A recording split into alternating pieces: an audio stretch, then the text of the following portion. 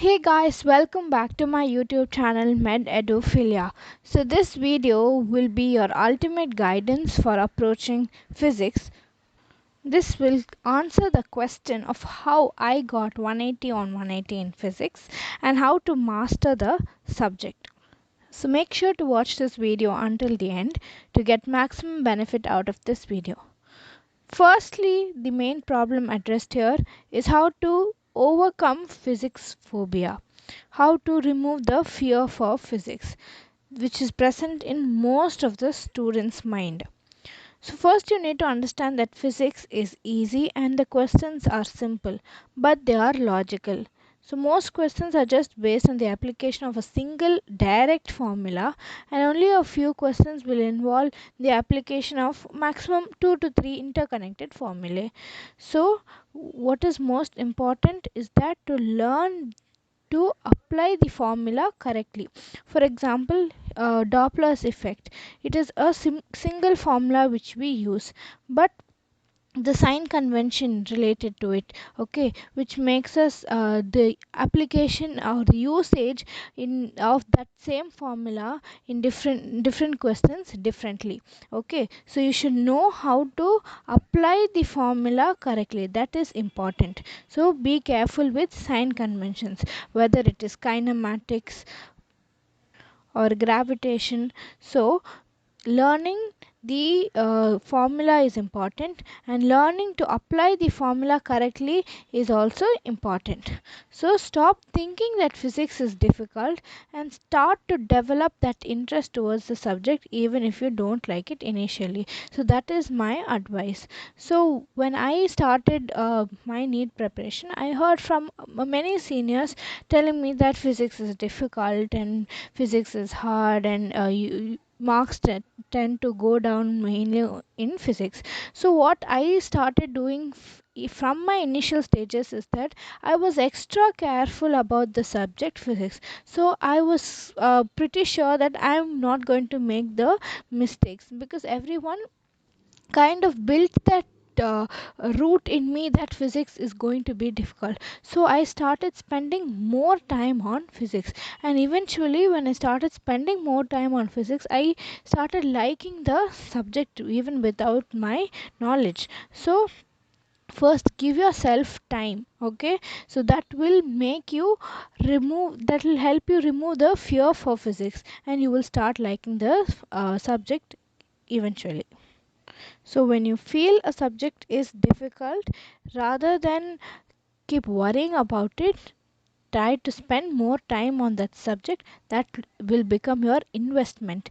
Later on, you can save a lot of time in physics, because in biology you have to learn so much. Right, you have to, whenever you revise, you need to revise the entire chapter, and each and every line of NCERT has to be revised. But for physics, it's not like that. Once you learn the concept, revision is extremely easy. You just need to revise the formulae that you are forgetting most likely.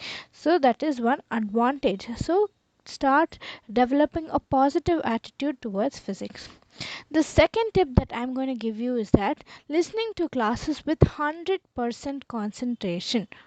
So for that, make sure that you get a good teacher for physics who will explain all the concepts from your basics. Okay, mostly we tend to hate a subject because of the teacher, and we tend to like the subject because of the teacher. So this is a common perception that we all have. Yes, so what I tell you is that pay attention to all the lectures carefully from a good teacher who will teach you very nicely, and do not miss the classes at any cost. So to retain your concentration and attention in during the class, make sure you take proper notes. Taking notes will help you be more attentive during the class, because you do not afford to miss out any point that the teacher is discussing in the class. Okay, so I will I will link the video of how to make the proper notes in the description, so make sure to visit that too. So, and the next one is that never be shy to ask doubts in class, because clearing your doubts is most important in physics.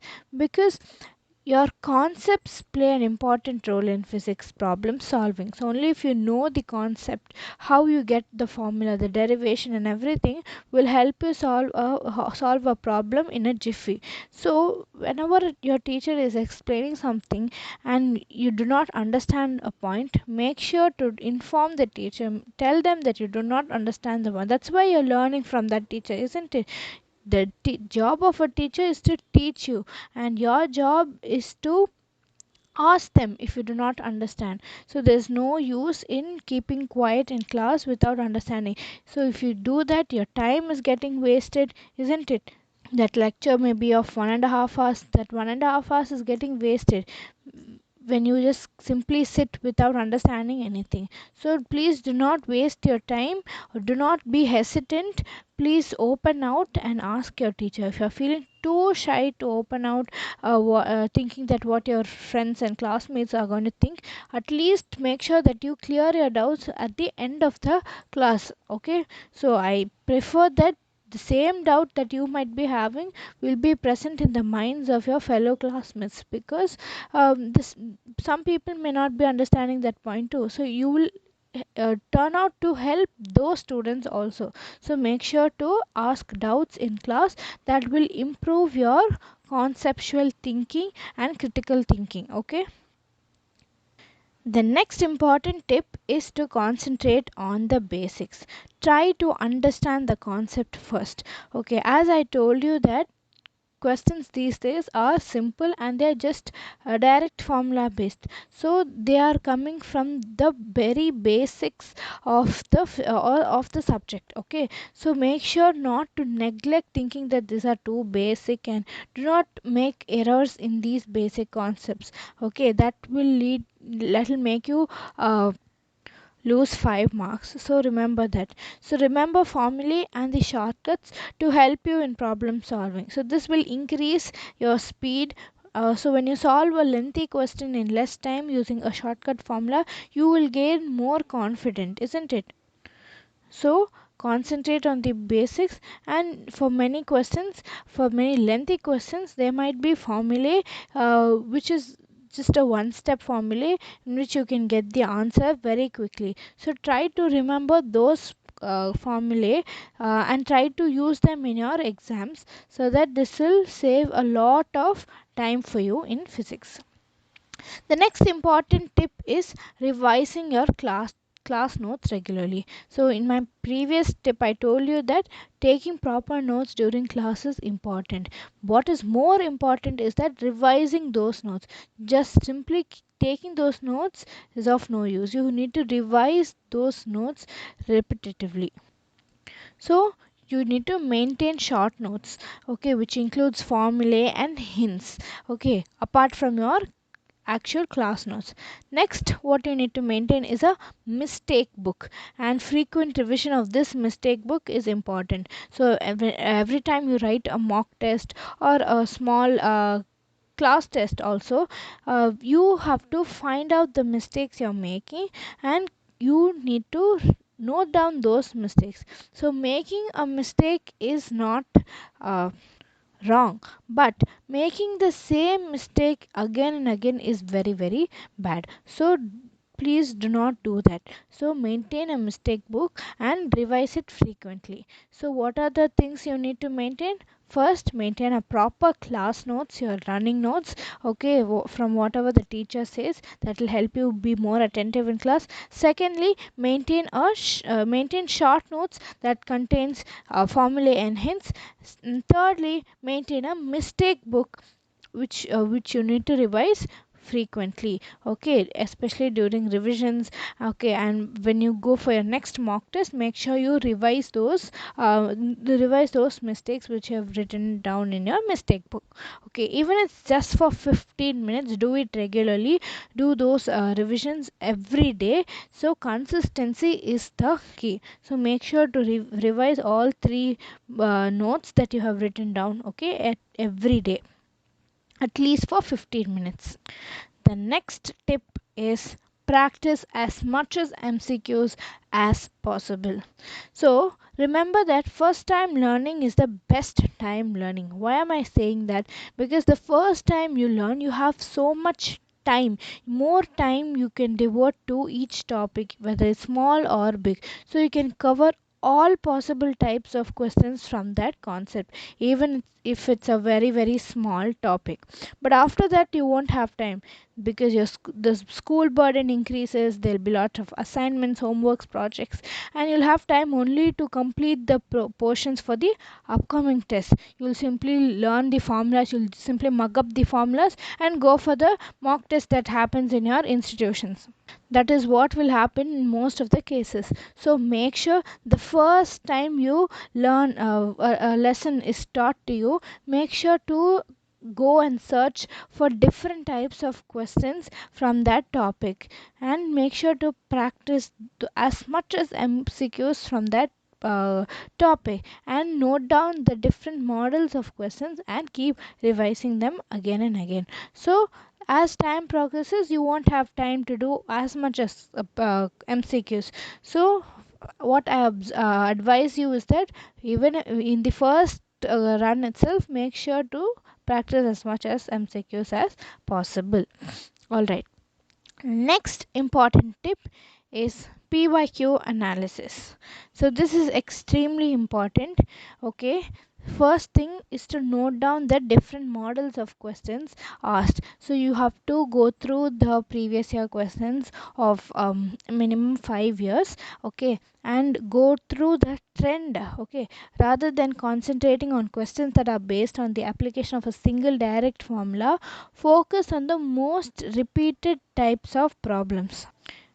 Especially what I'm saying is in concepts like tuning fork, in waves and oscillations. So those types of questions, they are some very popular model of questions which get repeated in consecutive years. So note down those different models of questions, analyze what kind of questions that they are asking, and based on that you need to proceed on to solving other problems. Okay, so these were some of the tips which I personally used as a student. Now I will tell you how to approach the subject physics. Okay, firstly, class notes. I'm stressing on this again and again because I used my class notes, I revised them frequently, and I personally feel that those class notes helped me improvise and build on my concepts properly.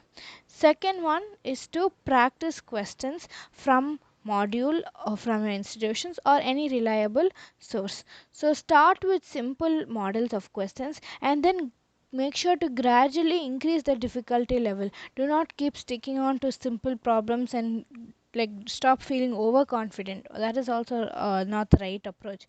Start with simple models and gradually as time progresses increase your difficulty levels of problem solving. And it is better to solve one book 10 times rather than solving 10 books once. So this I think you would have heard everywhere, because this is important. Stop going onto multiple resources, stop surfing the internet too much on question solving, stick to one reliable source and practice questions from that. Okay, next, after your class notes and after practicing questions based on the concepts which you have learnt in class, and after gradually increasing the difficulty of questions, next I moved on to PYQs. I told you how to analyze PYQs also, isn't it? So based on that, approach questions of PYQs. Then lastly, I had kept NCRT for physics. So NCRT, the theory points, okay, base mainly for lessons like dual nature, atomic structure, semiconductors, and thermal physics, modern physics. For all those, you need to go on to reading NCRT. So for that, first thing you need to do is points to ponder. Second thing is read the summary. properly, carefully. You can read it even twice or thrice to make sure that you understand what they have written there. Okay. Next, for conceptual theory questions, statement based questions, assertion reasons, these points to ponder, summary points will help you a lot. And then move on to solving the examples, then move on to solve the exercises. You can skip the additional exercise part if you want. Okay. And mainly focus on the simple questions that are given in NCERT. Few questions that are given in NCERT are too like too much beating around the bush. You can avoid that. Okay. So NCERT, one should do NCERT only for those who are targeting 180 on 180, because the physics NCERT is too like it's a vast book. Okay. And you need to sit and search for points, like good points given in NCERT, and those points you need to remember and retain in your mind. So it's little difficult, and sometimes it might be boring to read that book, because when you say physics, it's more of problem solving. So NCERT you should read for theory points. Okay. So if you don't if you like too much, like you have that aversion for reading physics NCERT, you can just stick on to points to ponder and summary. That is enough. So this was all about how to approach physics and how to tackle with that difficulty. Okay. Now if you are someone who have already finished the entire portions, okay, and if you want to, if you're looking for the revision for physics, first I will tell you to concentrate on high weighted chapters like semiconductors, modern physics, thermal physics, gravitation, waves and SHM, electrostatics, magnetism, okay, optics. These are all high yielding chapters. So concentrate on that. Then move on to chapters like collision, center of mass, electromagnetic waves, units and measurements. See, units and measurements, every year you get a question. So this is a very, very simple chapter. Similarly, electromagnetic waves. It's a very small chapter. What you need to remember is two things: the wavelengths, the range of wavelengths, and frequencies, and other radiations like UV radiations, the points given, theory points given in that. So please do not neglect such chapters, because the frequency of questions asked in those chapters are increasing from year to year. So make sure to go through them, do not neglect them. Then uh, topics like solids, then capacitors, circular motion, all these come in the next chapter list which you need to cover. Then the last, finally, you can keep these chapters like fluid mechanics, work energy, Newton laws of motion like friction, okay, then rotation motion, all this you can keep to the last, because of late not many questions are coming, and these are really really conceptual. So you need to have a good hold of the concepts to solve questions. And the some most of the people feel difficulty in these chapters, and they feel that these are relatively tough. Okay. But don't worry, these are also easy chapters. I'm not going to give you I'm not going to leave you with that impression that some chapters are difficult and some chapters are easy. No, everything is based on your mindset.